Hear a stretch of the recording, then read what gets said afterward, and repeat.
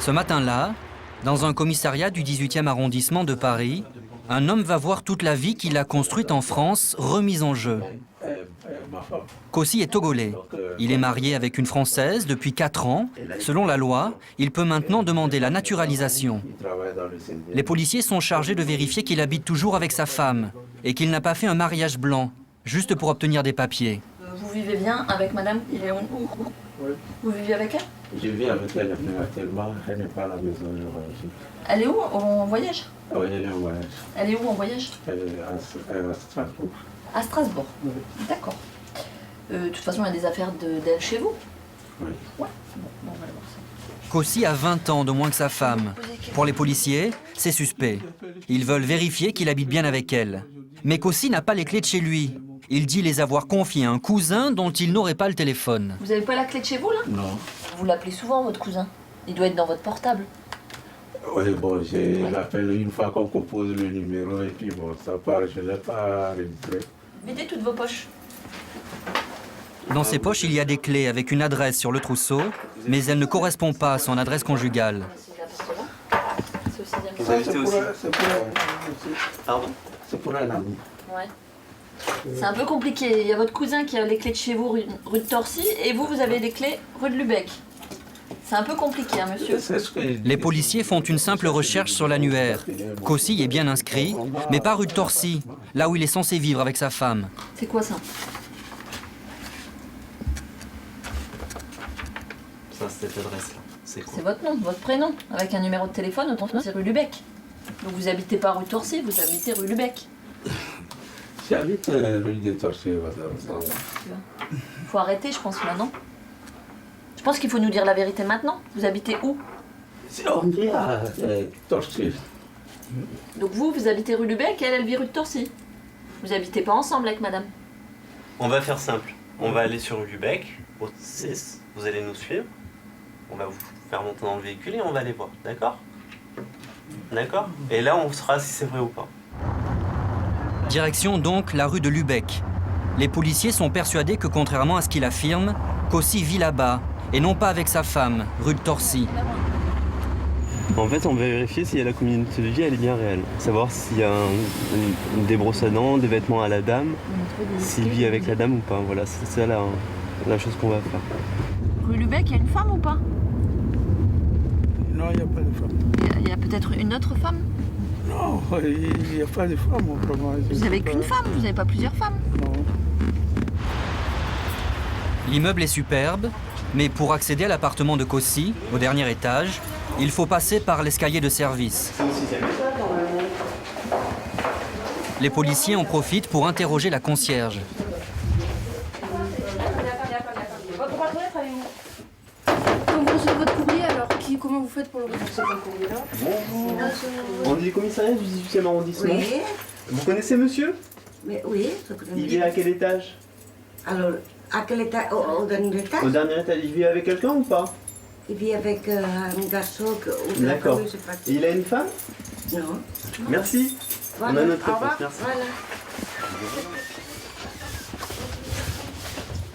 Les policiers n'ont pas le droit d'entrer dans l'appartement sans l'accord de Kossi. Allez-y, entrez, on vous suit. C'est tout petit. Mais s'il refuse la visite, c'est un très mauvais point pour sa naturalisation. C'est bon. Qui vit là alors? C'est Maurice. Il y a quoi dans l'armoire là? C'est votre ami Maurice qui vit là alors? Et vous vivez pas là? Mais des fois, Vous pouvez nous sortir un ou deux papiers? Je veux juste voir une facture là, il y a une facture. Donnez-moi la facture. Non, mais montrez-moi les papiers. C'est pas à moi de fouiller, c'est à vous de me les montrer. Ah, ben voilà. Ça, c'est quoi? C'est quoi? c'est Internet. Oui, c'est quoi là? Ça marche avec le téléphone. C'est marqué quoi là? Oui, Merci. Donnez-moi d'autres. Des papiers.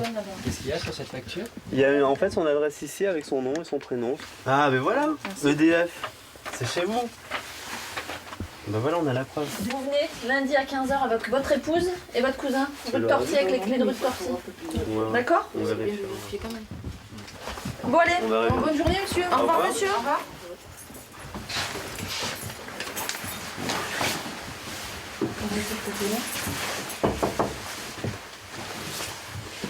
toute façon, c'est sûr, il vit ici, il a son loyer ici à son nom, il y a des factures ici. Donc il vit ici, donc le mariage n'existe pas, hein, quoi. Ils n'ont pas de communauté de vie, donc ils ont fait ça pour les papiers, pour qu'il ait les papiers français, et puis voilà.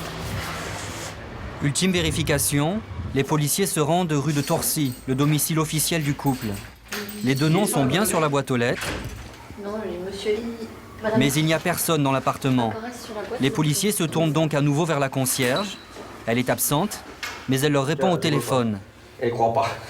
Bonjour madame, c'est la police, commissariat du 18e. Vous pouvez nous donner un renseignement? Vous connaissez monsieur? Sur l'escalier A ou à l'appartement D'accord, il vit avec quelqu'un? Il vit avec sa femme ou pas? Selon la concierge, un Africain vit bien ici, mais ce n'est pas qu'aussi, et il n'y a pas de femme non plus. D'accord, il ne vit pas là. D'accord. Non, mais oui, Ça confirme. 3 jours plus tard, malgré la convocation, Kossi ne se présentera pas avec sa femme au commissariat. Il n'obtiendra pas la nationalité française. Au prochain renouvellement de sa carte de séjour, il pourrait même perdre son droit à rester en France.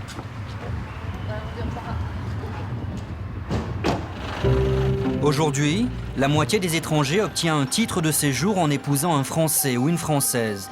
Le nombre de ces unions a explosé, jusqu'à représenter un mariage sur 3. Mais l'État suspecte des mariages blancs, alors il a renforcé les contrôles.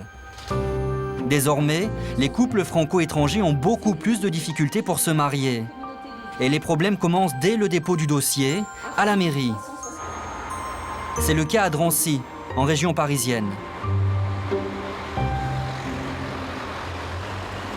Depuis 3 ans, la responsable de l'état civil, Jasmine Patard, interroge systématiquement les futurs mariés sans papier.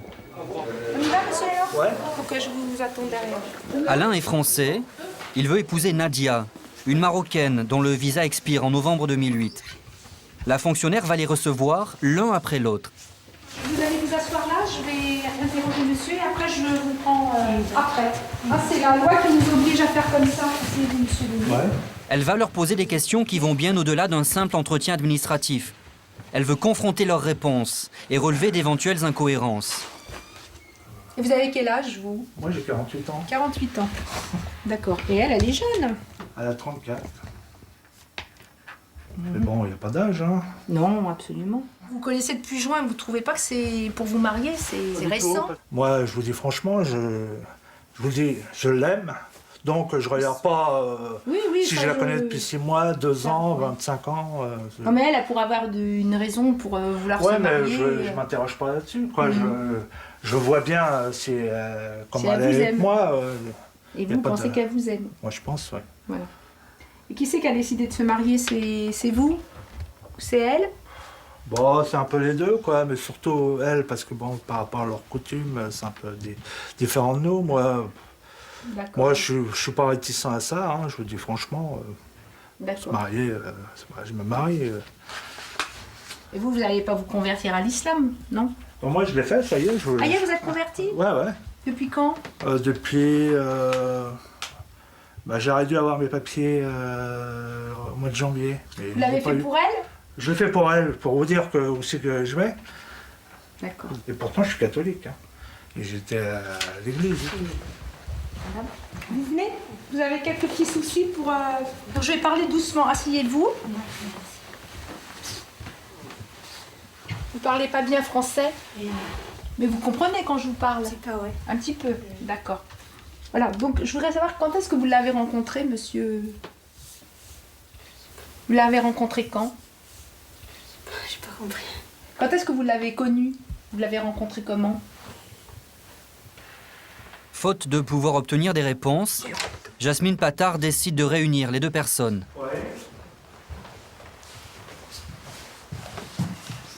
On va en remettre une couche, non?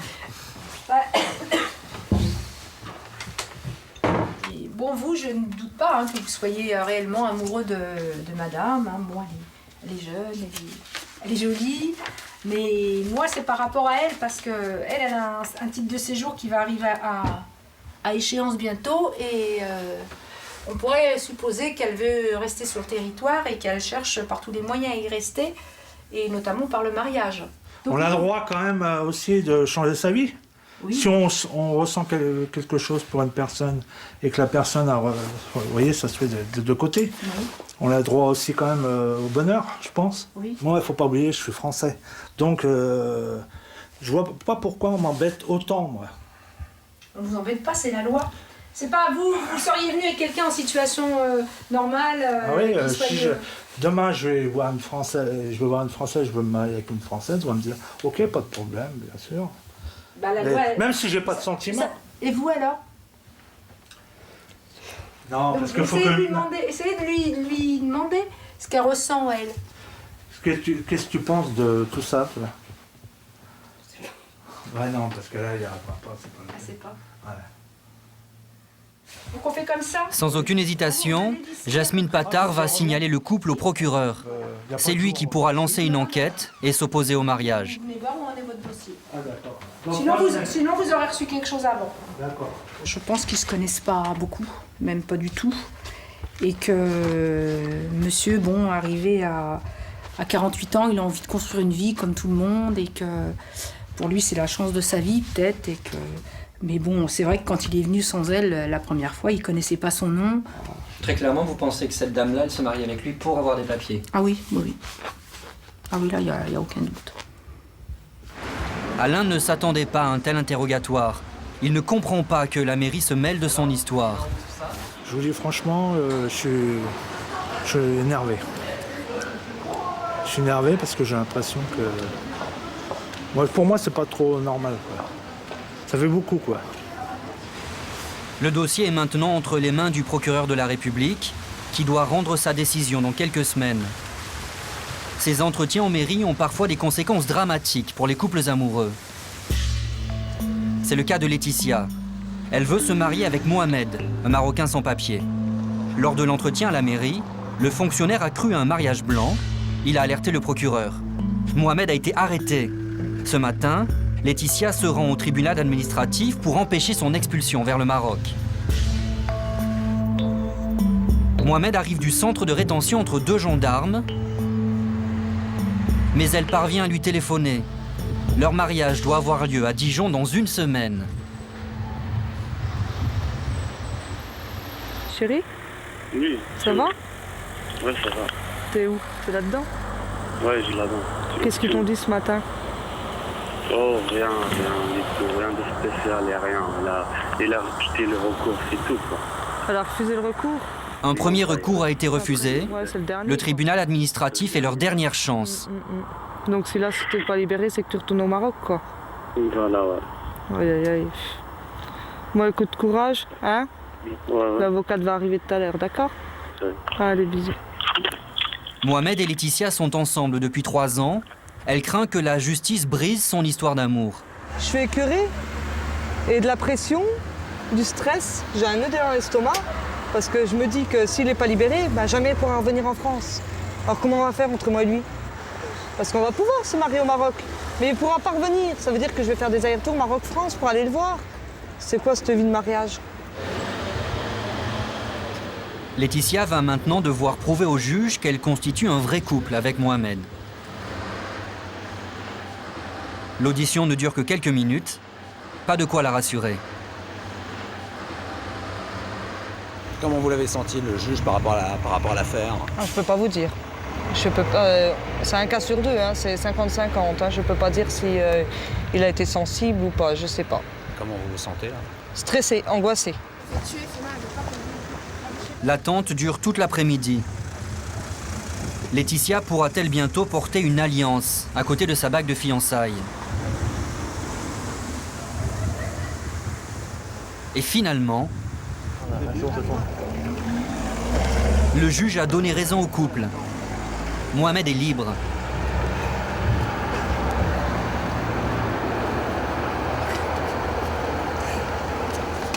Alors, on n'y croit pas? C'était un grand soulagement de trouver la famille, de tout ça, parce que j'aimerais pas aller comme ça, parce que c'est ma femme, c'est mon cœur, c'est ma vie. Je vous remercie, merci. Comment ça s'est passé alors? C'était passé très dur et très dur même. Les gens là-bas, ils souffrent, tout le monde souffre. franchement, surtout la rétention, tout ça, c'est très difficile. C'est insupportable. Les fourgons des gendarmes repartent avec les futurs expulsés, mais sans Mohamed. Le juge a estimé qu'il forme une vraie famille avec Laetitia. Une expulsion aurait des conséquences d'une exceptionnelle gravité sur sa situation personnelle et familiale. Autrement dit, même un sans-papier a le droit de se marier. Mohamed et Laetitia se marient donc 5 jours plus tard, comme prévu. La jeune femme qui avait déjà un enfant va pouvoir reconstruire sa vie. 3 mois plus tard, nous les retrouvons chez eux, à Dijon. Avec la suspicion généralisée contre les mariages, cette robe a bien failli ne jamais servir. Tous les mariages mixtes, c'est... Maintenant, tous les mariages mixtes, pour eux, c'est mariage blanc. C'est mariage blanc, ils s'en fichent. Bon, c'est vrai, on va pas mentir, il y en a des mariages blancs. Mais c'est... Maintenant, quand il y a des vrais mariages, on n'y croit plus, quoi. La préfecture, tout ça, ils n'y croient plus, quoi. C'est dommage, c'est dommage. Faut leur prouver, quoi. C'est vrai qu'il n'a pas de papier, on se pose des questions, hein, comme toute Française. Puis après, après, on se dit... oui, oh. Après, on se dit... faut qu'il nous le prouve, faut que l'homme nous le prouve. Puis il a fait ses preuves, en plus de 3 ans, il a fait ses preuves. Quand on est une femme, on a des preuves. Des petits gestes, des petits... Il y a des preuves. Mais rien n'est acquis. Même après le mariage, les couples ne sont pas sortis d'affaire. Je suis pas l'arbre de Noël non plus.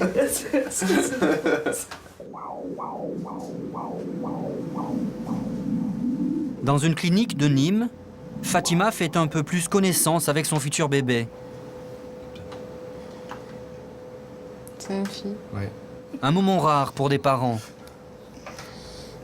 Petite fille. Moi, j'ai pas le papa. Moi, j'ai pas mon mari. Il peut pas venir. Le futur papa n'a pas pu venir, il se cache. C'est un immigré clandestin. Pourtant, il s'est marié sans problème à la mairie avec Fatima, qui est française. Pendant 8 mois, tout s'est bien passé, jusqu'à ce que la préfecture lui refuse un titre de séjour. Elle suspecte un mariage blanc et refuse de le régulariser. Il peut pas venir, mon mari. On a peur pour les contrôles et tout. Qu'il se fasse attraper, quoi. Alors, vaut mieux qu'il reste là où il est et après on se verra et on partagera ce que j'ai vu, quoi. C'est très difficile de vivre cette situation. Je vis qu'avec ma mère, c'est elle qui vient avec moi au rendez-vous, alors que normalement, c'est pas ça, quoi. Normalement, c'est le mari qui doit venir avec sa femme, voilà. La préfecture exige que son mari retourne au Maroc chercher un visa pour la France. D'ici là, s'il se fait arrêter, il sera expulsé. Peu importe qu'il soit papa dans 3 mois. Qu'il soit sans papier, c'est ce qui compte pour eux.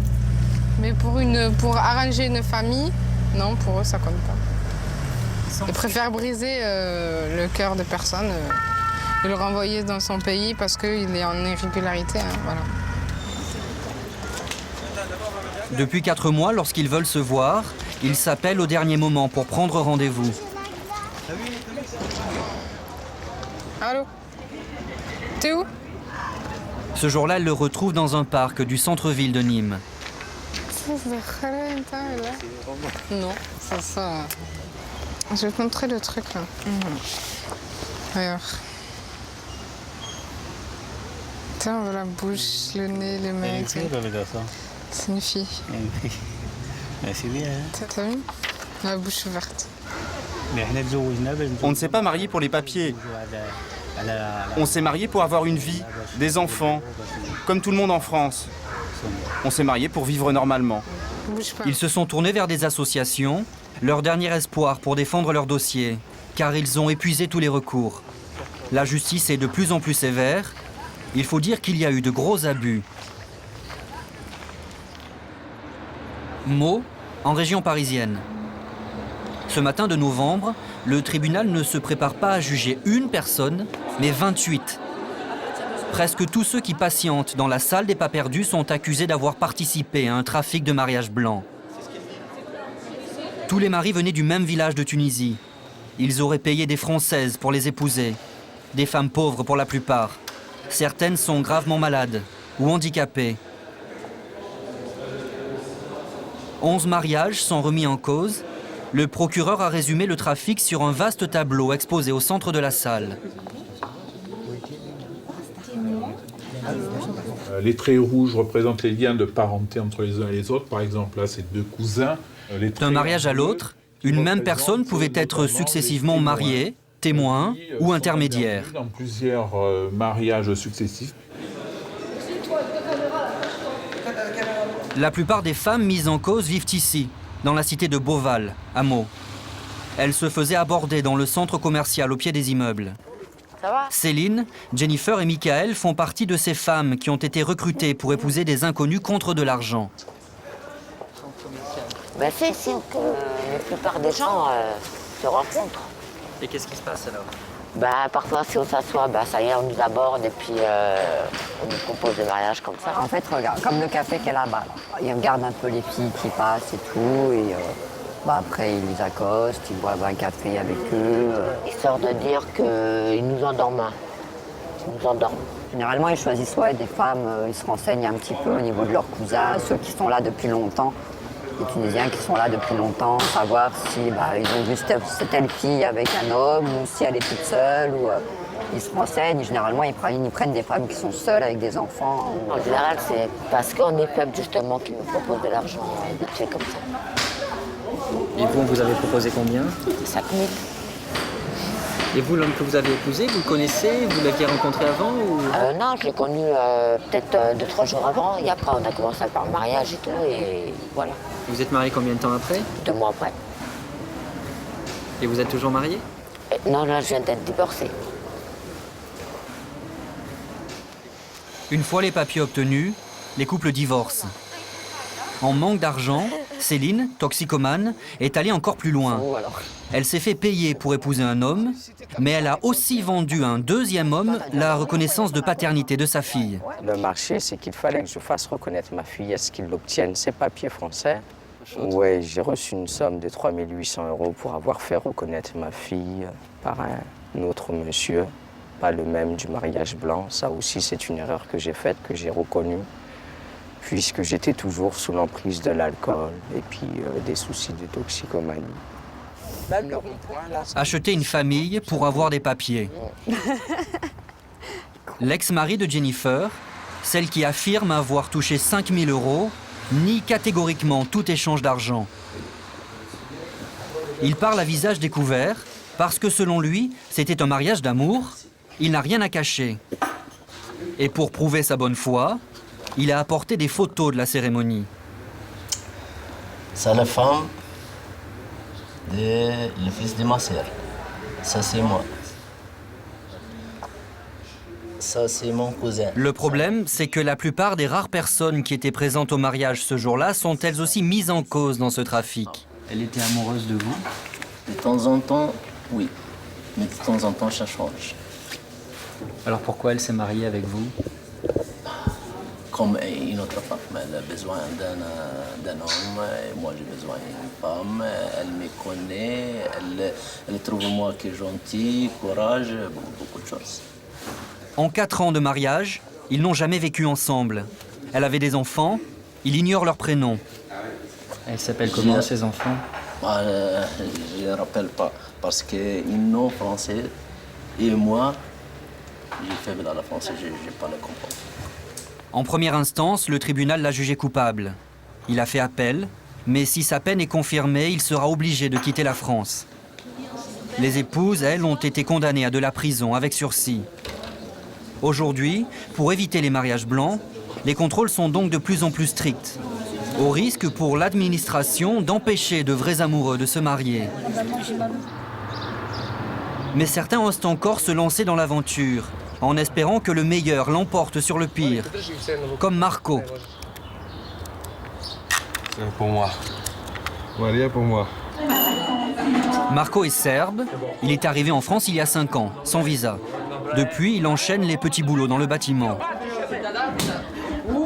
Renata, sa future femme, est née en France. Elle a rencontré Marco dans le bureau de tabac où elle travaillait.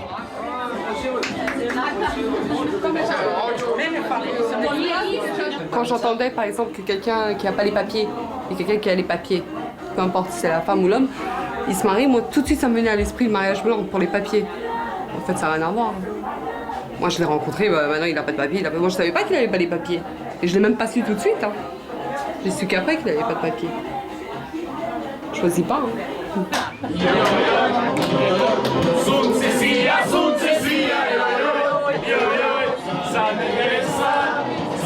Seule ombre sur cette belle journée, la mère de Marco n'a pas obtenu de visa. Le futur marié doit se contenter de partager son émotion au téléphone.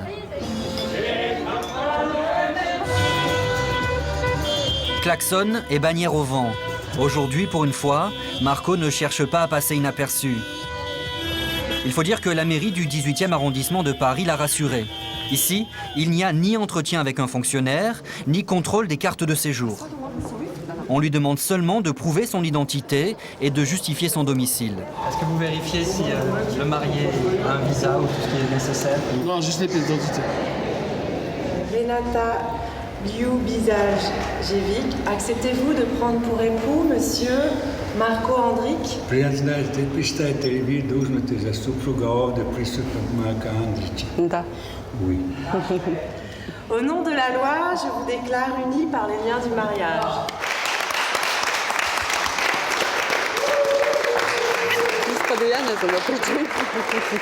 Marco est officiellement marié avec une Française.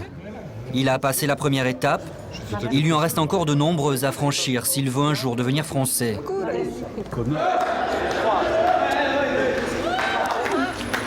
Avec la multiplication des contrôles, en 2006, le nombre d'étrangers qui obtiennent des papiers grâce au mariage a commencé à diminuer.